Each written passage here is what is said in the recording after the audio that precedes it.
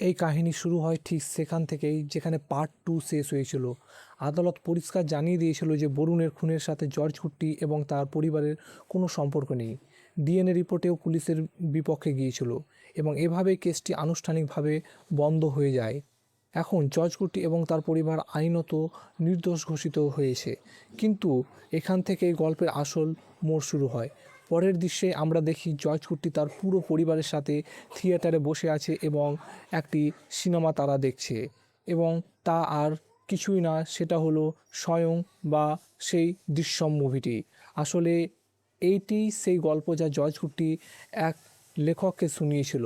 পরে সেই গল্পের উপর একটি বই ছাপা হয় এবং এখন সে বই থেকে সিনেমা তৈরি হয়েছে। সবচেয়ে চমকপ্রদ বিষয় হলো এই সিনেমার প্রযোজক ছিল নিজেই জর্জ কুট্টি।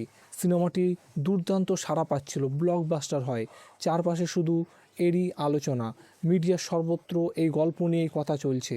সিনেমা শেষ হওয়ার পর জর্জ কুট্টি তার পরিবারের সাথে শান্তভাবে বেরিয়ে আসে হল থেকে, কিন্তু তখনই থিয়েটারের বাইরে মিডিয়ার বিশাল ভিড় দেখে এবং সেটা দেখে জর্জ কুট্টি পেছনের রাস্তা দিয়ে বের হওয়ার চেষ্টা করে, কিন্তু সাংবাদিকরা তাকে ঘিরে ফেলে। তারা বারবার তাকে একই প্রশ্ন করতে থাকে। শেষ পর্যন্ত জর্জ কুট্টি কথা বলতে রাজি হয় এবং সাংবাদিক তাকে জিজ্ঞেস করে যে 2 বছর আগে আদালত থেকে তাকে নির্দোষ প্রমাণ করেছিল, তবুও তার নতুন সিনেমা এবং বাস্তব জীবনের মধ্যে এত মিল কেন? সে কি মানুষে কিছু বলতে চায়? এর উত্তরে জর্জ কুট্টি খুব শান্তভাবে বলে যে পুলিশ কখনোই এই কেসটি সমাধান করতে পারেনি। তার উপর মিথ্যা অভিযোগ চাপানোর যত চেষ্টা হয়েছিল, সেই সব কিছুর জবাবে সে একটি কাল্পনিক গল্প তৈরি করেছিল এবং আজ সেই গল্পই সিনেমা হয়ে মানুষের সামনে এসে দাঁড়িয়েছে। এরপর সে বলে যে তাকে এখন বাড়ি যেতে হবে, কারণ বাড়িতে অতিথি এসেছে। এটুকু বলেই সে সেখান থেকে বেরিয়ে যায়। কিন্তু মিডিয়া গ্রুপ তখনও মানতে রাজি ছিল না যে বরুণ কেসের সাথে তাদের পরিবারের কোনো সম্পর্ক নেই।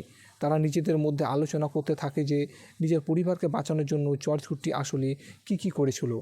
এরই মধ্যে গল্পে একটি আবেগঘন মোড় আসে। জর্জ কুট্টি তার বড় মেয়ের বিয়ের জন্য পাত্র খুঁজছিল, কথাবার্তা এগিয়েও যায়, কিন্তু ছেলের বাড়ির লোকজন যখন জানতে পারে যে এটি সেই পরিবার যারা বরুণকে সে সন্দেহভাজন ছিল, তারা সাথে সাথে সম্পর্ক ভেঙে দেয়। এই ঘটনাটি রানীকে খুব অস্থির করে তোলে। সে বলে, আদালত আমাদের নির্দোষ প্রমাণ করেছে, তবুও মানুষের মন থেকে এই সন্দেহ যাচ্ছে না। তখন জর্জ কুট্টি তাকে বোঝায় যে এখন আর স্থানীয় সম্পর্কে কোনো লাভ হবে না। মেয়ের জন্য এখন শহরের বাইরের পাত্র খুঁজতে হবে, কারণ এখানে মানুষ এখনও পুরনো সন্দেহকেই সত্যি বলে মনে করছে। এই সময়ে সিনেমার সাফল্য আরও বেড়ে যায়। জর্জ কুট্টি ও তার পরিবার প্রশংসা পেতে থাকে, কিন্তু তখনই জর্জ কুট্টি এমন কিছু বলে যা রানীকে আবার দুশ্চিন্তায় ফেলে দেয়। সে বলে যে সে আরও একটি গল্প লিখবে। এটি শুনেই রানী ঘাবড়ে যায়।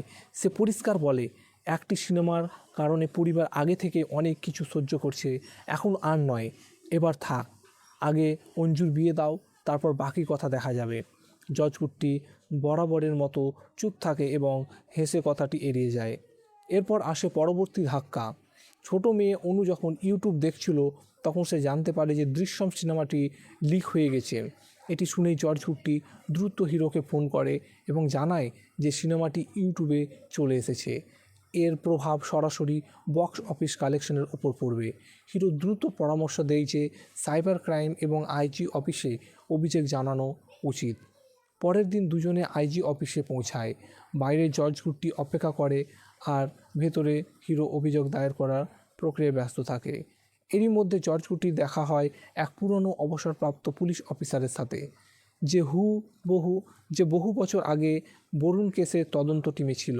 সে অফিসার জর্জ কুট্টির সিনেমার প্রশংসা করে এবং বলে যে সে শুনেছে সিনেমাটি খুব হিট হয়েছে, কিন্তু এখনও দেখা হয়নি তার। সুযোগ পেলে অবশ্যই দেখবে। জর্জ কুট্টিও সম্মানের সাথে উত্তর দেয়, হ্যাঁ স্যার, অবশ্যই দেখবেন। কিন্তু তখনই সেই পুলিশ অফিসারের মুখে হালকা গাম্ভীর্য নেমে আসে। সে ধীরে বলে যে বরুণ কেসে যা কিছু হয়েছিল তা হয়তো তুমি নিজের পরিবারকে বাঁচানোর জন্য করেছিলে।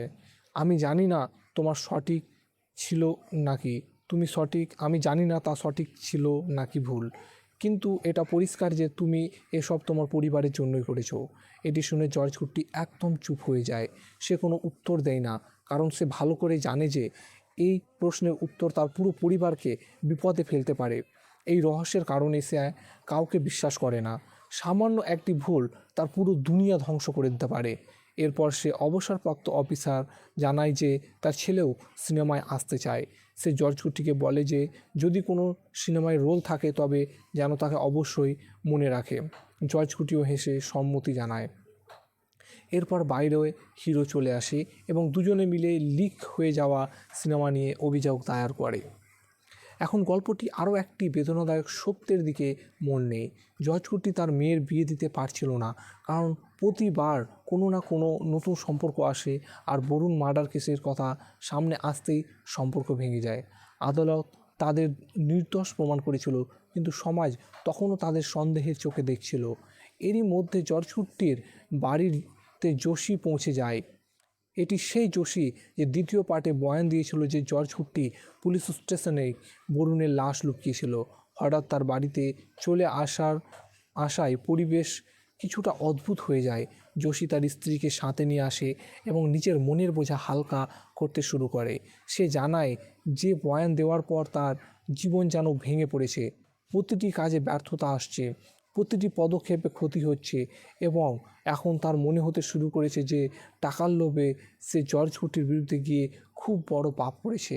সে আরও বলে যে পাপ ধোয়ার জন্য যে সে চার্চ পর্যন্ত গিয়েছিল, কিন্তু চার্চ থেকেও তাকে একই পরামর্শ দেওয়া হয় যে যে পরিবারের সাথে তুমি অন্যায় করেছো তাদের কাছে গিয়ে ক্ষমা চেয়ে নাও। কিন্তু উত্তর শুনে জোশী আরও বেশি অবাক হয়ে যায়।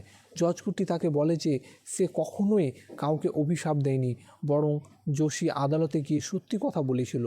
এতে জর্জ কুট্টিরই লাভ হয়েছে, কারণ সে যদি বয়ান না বদলাতো তবে হয়তো কেসটি আজও কোর্টে চলতে থাকতো। তাদের পরিবারকে কখনোই নির্দোষ মনে করা হতো না। এটি শুনে জোশী সত্যি অবাক হয়ে যায়। যে মানুষটিকে সে নিজের বয়ানের শিকার মনে করেছিল, সেই তার জন্য স্বস্তির কারণ হয়ে দাঁড়িয়েছে। তখনই জর্জ কুট্টি তাকে জিজ্ঞেস করে যে আজকাল সে কী কাজ করছে। জোশী জানায় যে সে বাস স্ট্যান্ডের কাছে একটি ছোট্ট বেকারির দোকান খুলেছে, কিন্তু সেটিও লোকসানে চলছে। গ্রাহকের খুব অভাব, নতুন প্রোডাক্ট আনতে হবে এবং ব্যাংক লোন দিতে অস্বীকার করছে। সেটা শুনেই জর্জ কুট্টি তাকে কোনো দ্বিধাবোধ না করেই জিজ্ঞেস করে কোনো টাকার সাহায্য লাগলে সে আমাকে বলতে পারে, বা যত টাকাই লাগুক না কেন সে দেবে, কিন্তু তার বদলে তাকে টাকা দেওয়ার দরকার নেই, যখন তার টাকা হবে তখন সে দেবে। এটাই তো জর্জ কুটির সবচেয়ে বড় বৈশিষ্ট্য। সামনের মানুষটি তার শত্রু হলেও যদি সে বিপদে থাকতো তবে জর্জ কুটি সাহায্য করতে পিছু পা হতো না। এদিকে গল্প আরও একটি বিপজ্জনক মোড় নেয়। অন্যদিকে কিছু সাংবাদিক এবং একজন যুবক মিলে পুরো পরিকল্পনা করে যে এবার তারা জর্জ কুট্টিকে দোষী সাব্যস্ত করেই ছাড়বে। তাদের পুরো বিশ্বাস ছিল যে বরুণের হত্যা জর্জ কুট্টি করেছিল, এবং বছরের পর বছর ধরে সে আইনের চোখে ধুলো দিয়ে আসছে। এই জন্যই তারা তার এবং তার পরিবারের প্রতিটি হরকতের উপর নজর রাখতে শুরু করে। তারা জানতে চায় যে কে কোথায় যাচ্ছে, কি খাচ্ছে, কার সাথে দেখা করছে। প্রতিটি ছোট ছোট কথা থেকে তারা কোনো না কোনো সূত্র বের করে নিতে চায়। এদের উদ্দেশ্য ছিল শুধু এটাই যে জর্জ কুট্টি যেন আবার পুলিশ স্টেশনে চক্কর কাটতে বাধ্য হয়। কিন্তু আসল সত্য ছিল যে এই সাংবাদিকের পেছনে অন্য কেউ লুকিয়েছিল, যে জর্জ কুট্টির সাথে পুরনো শত্রুতার বদলা নিতে চায়।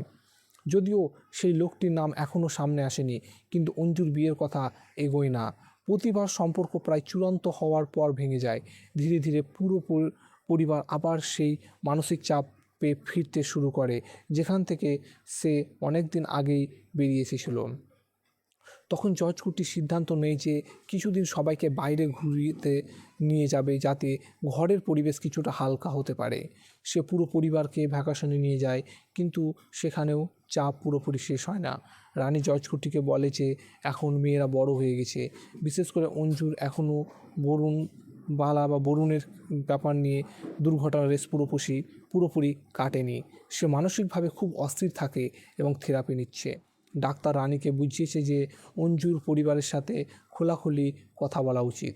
পরের দিন যখন পুরো পরিবার বসে কথা বলছিল, তখন জর্জ কুট্টি নিজেই অঞ্জুকে বলে যে যদি তার মনে কোনো প্রশ্ন থাকে তবে সে খোলাখুলি জিজ্ঞেস করতে পারে।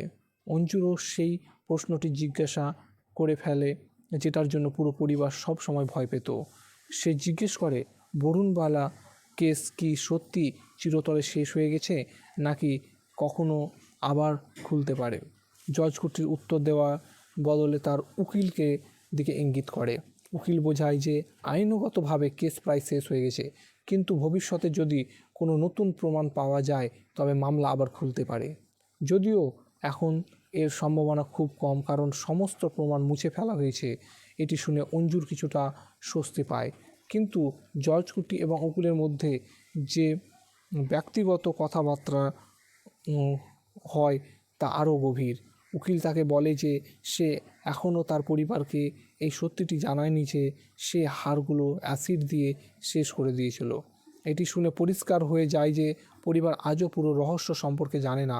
জর্জ কুটি বলে যে যদি সে এই সত্য পরিবারকে জানায় তবে তারা আরও বেশি ভয় পেয়ে যাবে, তাই সে চায় এই রহস্য শুধু তারই কাছে থাকুক। কিছুদিন পর আবার একজন ব্রোকার আসে। সে জানায় যে পরিবার সম্পর্কে নিয়ে আসে সব কিছু প্রায় চূড়ান্ত হয়ে যায়, কিন্তু শেষ মুহূর্তে ছেলের বাড়ির লোকজন সম্পর্ক ভেঙে দেয়। তার সন্দেহ হয় যে কেউ ইচ্ছা করে অঞ্জুর বিয়ে ভেঙে দিচ্ছে। তারপর সে একটি নম্বর দেয় এবং বলে যে যদি এর তদন্ত করা হয় তবে কিছু না কিছু অবশ্যই জানা যাবে। জর্জ কুটির সাথে সাথে সেই অবসরপ্রাপ্ত পুলিশ অফিসারের সাহায্য নেয়, যার সাথে সে আগেই আইজি অফিসে দেখা হয়েছিল। নম্বরের তদন্তের পর জানা যায় যে এটি থিয়েটার ম্যানেজারের, সেই লোকটি যে দ্বিতীয় পার্টে ওয়াচম্যানের রূপে দেখা দিয়েছিল। সত্য সামনে আসতেই জর্জ কুটির রাগ ফেটে পড়ে। সে সরাসরি থিয়েটার ম্যানেজারের কাছে যায় এবং তাকে জোরে থাপ্পড় মারে। তারপর সে তাকে জিজ্ঞেস করে যে সে তার পরিবারের পেছনে কেন পড়েছে, কিন্তু উত্তর শুনে জর্জ কুটি ভেতর থেকে কেঁপে ওঠে। থিয়েটার ম্যানেজার বলে যে সে নিজে কোনো সাধু নয়, সে নিজেও কোনো অন্য পরিবারের জীবন নষ্ট করেছিল এবং এখন চায় যে শুধু তার পরিবার যেন খুশি থাকে। সে জর্জ কুটিকে একজন স্বার্থপর মানুষ বলে দেয়। এতে জর্জ কুটি ভেঙে পড়ে, কারণ যে মানুষটিকে সে নিজের কাছের মনে করতো আজ সেই মানুষটি তার বিরুদ্ধে দাঁড়িয়ে গেছে। পরের দিন জর্জ কুটি তার সিদ্ধান্তে একটি বড় পরিবর্তন করে। আগে সে বিদেশি ছেলে এবং তার পরিবারের পক্ষে ছিল না, কিন্তু এখন সে পরিষ্কার বলে দেয় যে যদি ভালো পরিবার পাওয়া যায় তবে তাকে যেন অবশ্যই জানা হয়, মানে বিদেশি কোনো ছেলে পাওয়া গেলে। এই মুহূর্তে তার মাথায় শুধু একটি কথা চলছিল, যে কোনো উপায়ে অঞ্জুর বিয়ে যেন হয়ে যায়। এরই মধ্যে বাড়িতে শ্রেয়া নামে একটি মেয়ে আসে। সেই শ্রেয়া, যার বাবা দ্বিতীয় পার্টে চার্চের ভেতর থেকে বের করা ডেড বডি জর্জ কুটিকে দিয়েছিল। আসলে শ্রেয়া বিদেশে নার্সের চাকরি করছিল এবং তার পুরো খরচ বছরের পর বছর ধরে জর্জ কুটি বহন করছিল, কারণ তার বাবাকে প্যারালাইসিসে অ্যাটাক হয়েছিল এবং সে ঠিকমতো চলতেও পারতো না। শ্রেয়া জানায় যে তার বিয়ে ঠিক হয়ে গেছে এবং সে জর্জ কুটির আশীর্বাদ নিতে এসেছে। জর্জ কুটি হেসে তাকে আশীর্বাদ দেয়, কিন্তু অন্যদিকে সেই দুজন রিপোর্টার এবার শ্রেয়ার ওপর নজর রাখতে শুরু করে। তাদের সন্দেহ হয় যে শ্রেয়া এবং জর্জ কুটির মধ্যে অবশ্যই কোনো না কোনো গভীর সম্পর্ক আছে। সেই রাতে জর্জ কুটিকে ক্ষেতের দিক থেকে কিছু অদ্ভুত আওয়াজ শোনা যায় এবং আলো লাইটের ছাঁটা দেখতে পায়। সে ধীরে ধীরে সেখানে যায় এবং দেখে যে মাটি কিছুটা খোঁড়া আছে, খড়কুটো এদিক ওদিক সরানো আছে। তার সাথে সাথে মনে হয় যে মাটির নিচে কিছু লুকানো হয়েছে। সে ঘাবড়ে গিয়ে নিচেই মাটি সরায়, কিন্তু সেখানে কিছু পাওয়া যায় না। খালি জায়গা দেখে তার ভেতরে একটা অদ্ভুত অস্থিরতা জন্ম নেয়। সে অনুভব করে যে ঝড় আসার আগেই সে নীরবতা এখন তার বাড়ির আশেপাশে ঘুরে বেড়াচ্ছে। তখনই পেছন থেকে একটি আওয়াজ আসে এবং সে আর কেউ নয়, সদবান হয়। সে নিষ্ঠুর পুলিশ অফিসার যে আগেও জর্জ কুটির পরিবারকে অস্থির করেছিল, এবং তখনই একটি বড় সত্য সামনে আসে। যে মেয়েটি রিপোর্টার হিসাবে দেখানো হয়েছিল সে সদবানের মেয়ে বলে বের হয়। বাপ মেয়ে দুজনে মিলে এবার জর্জ কুটিকে ফাঁসানোর পুরোপুরি প্রস্তুতি নিয়ে ফেলেছিল। এরই মধ্যে একটি ভালো খবর আসে, অবশেষে অঞ্জুর বিয়ের সম্পর্ক পাকা হয়ে যায়। ছেলের বাড়ির লোকেরা জর্জ কুটির পরিবারের পুরো সত্য আগে থেকে জানতো, তবুও তারা সম্পর্ক মেনে নেয়।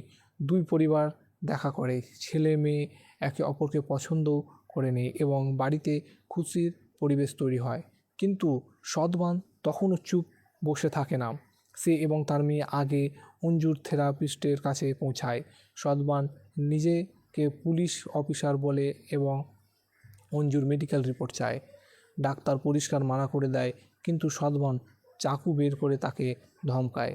সে বলে যে রিপোর্ট তাকে দিতেই হবে এবং তাতে যে পরিবর্তনের কথা সে বলবে সেগুলো করতে হবে, এবং তাতে যে পরিবর্তনের কথা বলে সেগুলো করতেই হবে। যদি কাউকে জানায় তবে তার জান নিয়ে নেবে। ডাক্তার ভয়ের চোটে সব কিছু জর্জ কুটিকে ফোন করে জানিয়ে দেয়। জর্জ কুটি তাকে শান্ত থাকতে বলে, কিন্তু তার ভেতর আরেকটি লড়াই শুরু হয়ে যায়। সে বুঝে যায় যে সদমান এখন শুধু সন্দেহের ভিত্তিতে চলছে না, বরং তার কাছে কোনো বড় প্ল্যান আছে।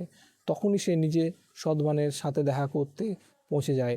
সেখানে তাকে সেই রিপোর্টার মেয়েটিকে সদমানের সাথে বসে থাকতে দেখা যায়, বা সদমান জানায় যে সে তার মেয়ে। এটি শুনে জর্জ কুট্টি আরও সতর্ক হয়ে যায়। সে রাগে বলে যে কোর্টে আগেই কেস বন্ধ করে দিয়েছে, তবুও তার মেয়ের ব্যক্তিগত মেডিকেল রিপোর্ট বের করার কী মানে। সে সরাসরি সতর্কতা দেয় যে যদি সে তার পরিবারকে অস্থির করা বন্ধ না করে তবে সে তাকে এবং তার মেয়েকে জেলে পাঠিয়ে দেবে। কিন্তু সদমান শুধু হাসে এবং বলে যে হয়তো জর্জ কুট্টি তাকে আগেই চিনতে পারেনি। সে সেই লোকেদের মধ্যে নয় যারা কোনো কেস অসম্পূর্ণ রেখে দেয়। এটি শুনে জর্জ কুটির মুখে প্রথমবার আসল ভয় পরিষ্কার দেখা যায়। বাড়িতে অন্যদিকে বিয়ের প্রস্তুতি চলছিল, কাপড় কেনা হচ্ছে, গয়না দেখা হচ্ছে এবং সবাই খুশি, কিন্তু জর্জ কুটির ভেতরে অস্থিরতা বাড়তে থাকে। সে শুধু এটাই চায় যে কোনো উপায়ে মেয়ের বিয়ে যেন বাধা না পড়ে। তাই সে ক্রমাগত তার উকিলের থেকে পরামর্শ নিতে থাকে। উকিল তাকে ভরসা দেয় যে সে বাকি সব সামলে নেবে, তার শুধু বিয়ের ওপর নজর দেওয়া উচিত। অন্যদিকে সদমান তার পুরনো প্রমাণগুলোকে আবার খোঁচাতে শুরু করে। সে শ্রেয়া এবং তার বাবা বাড়িতে পৌঁছায় এবং তাদের নির্মমভাবে মারে। সে জিজ্ঞেস করে যে চার্চের লাশ তোলা লোক এত বড় বাড়ি কীভাবে বানাতে পারে এবং তার মেয়ে বিদেশে চাকরি কীভাবে করছে। ক্রমাগত চাপ ও টর্চারের পর শ্রেয়ার বাবা ভেঙে পড়ে। সে অবশেষে সত্য বলে দেয়।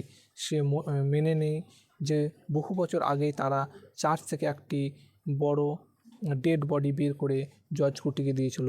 এটি শুনতেই সদমান মনে করে যে এবার তার হাত থেকে সেই প্রমাণ লেগে গেছে এবং সে বছরের পর বছর ধরে অপেক্ষা করছিল। তার পুরো বিশ্বাস হয়ে যায় যে জর্জ কুট্টি বরুণের বডি বদলে দিয়েছে এবং এবার সে তাকে বেঁচে যাওয়ার সুযোগ দেবে না। এদিকে সদমান পুরো কেসগুলোকে আবার খুঁড়তে ব্যস্ত থাকে। যখনই এই কথা আইপিএস অফিসারের থমাসের কাছে পৌঁছায়, তবে সে তাকে পরের দিন আইজি অফিসে ডাকে। থমাস তাকে জিজ্ঞাসা করে যে সে বন্ধ হয়ে যাওয়া কেসগুলো কেন আবার খুলতে চায়। সদমান বলে যে কেস বন্ধ হয়নি, সে সেটিকে গোড়া পর্যন্ত গিয়ে শেষ করবে। তখনই থমাস তাকে থামিয়ে দেয়। সে জানায় যে তার বিরুদ্ধে একজন মহিলা অভিযোগ দায়ের করেছে যে সে তার বাড়িতে গিয়ে তার সাথে মারপিট এবং টর্চার করেছে, এবং সেই মহিলার কেউ নয়, শ্রেয়া। সেটি হলো শ্রেয়া। এটি শুনতেই সদমানের চালে আপাতত ব্রেক লেগে যায়, কিন্তু গল্প এখানেই শেষ হয় না। থমাসের বাইরে আসতেই একটি আরও চমকপ্রদ সত্য সামনে আসে। সদমানের পেছনে আর কেউ নেই, বরুণের বাবা প্রভাকর দাঁড়িয়ে থাকে।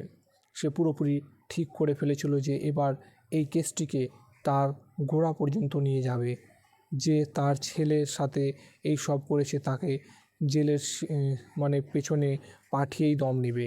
সে কষ্টে বলে যে তার স্ত্রী গীতা আজ পর্যন্ত সেই শোক থেকে বেরিয়ে আসতে পারেনি।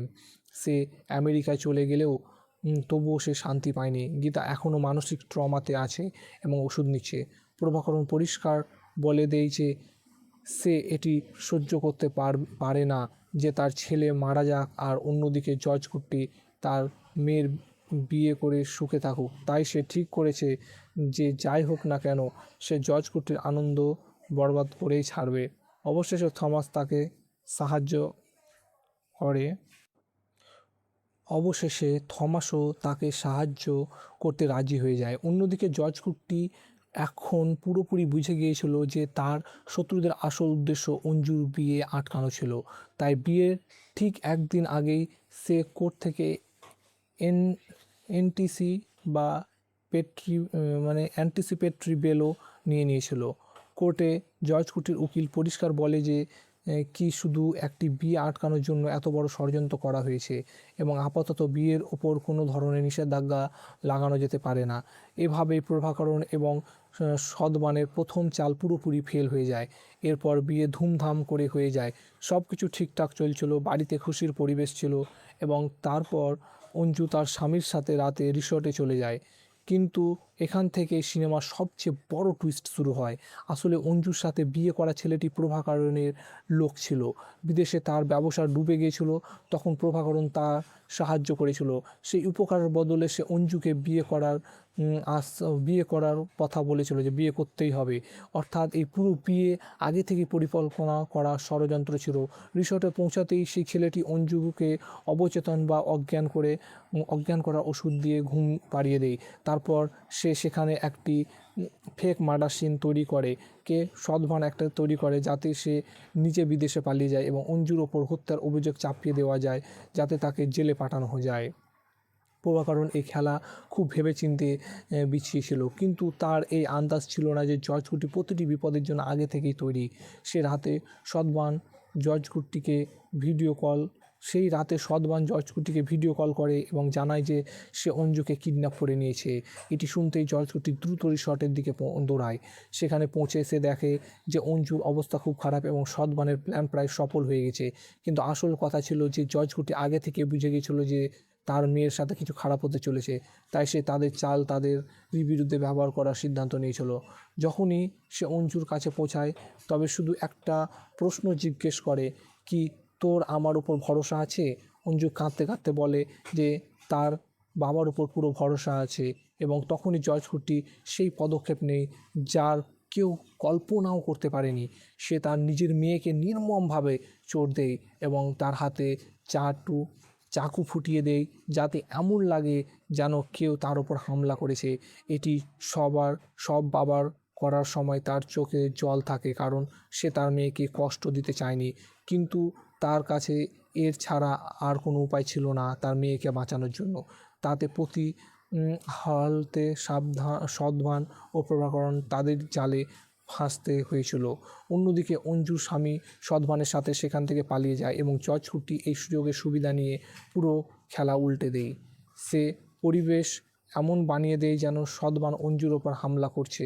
তারপর সে সরাসরি সদভানের বাড়িতে পৌঁছায় এবং তাকে ধরে রেকর্ডিং শুরু করে দেয়। মারপিট এবং ভয়ের মধ্যে সদভানকে বাধ্য করা হয় যে সে একটি কবুল করুক যে প্রভাকরণ এবং আইপিএস থমাসের সাথে মিলে সে জর্জ কুটির পরিবারকে অস্থির করেছিল।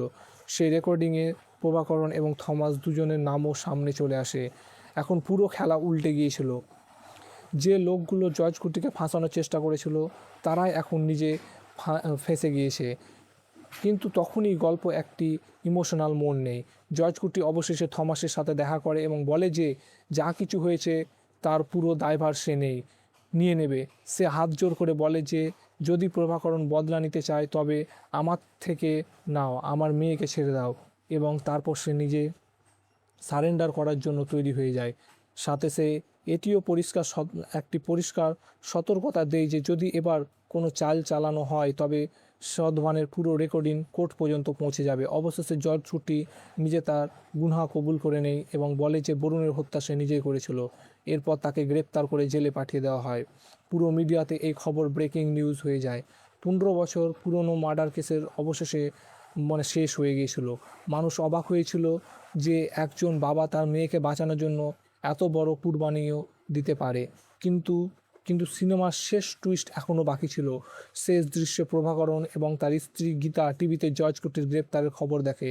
তখন প্রভাকরণ গীতাকে জিজ্ঞেস করে যে কি তুমি খুশি? কি এখন তুমি শান্তি পেয়েছো? কিন্তু গীতার চোখে তখনও রাগ ছিল। সে বলে, না, আমাকে এখনও অঞ্জুকেই চাই। অর্থাৎ তার শত্রুতা এখনও শেষ হয়নি এবং এখানেই সিনেমা শেষ হয়। এটি এমন একটি ইঙ্গিত রেখে দেয় যে গল্পটি এখনও বাকি আছে। তো বন্ধুরা, এই ছিল দৃশ্যম 3 সমস্ত গল্প বা কাহিনী।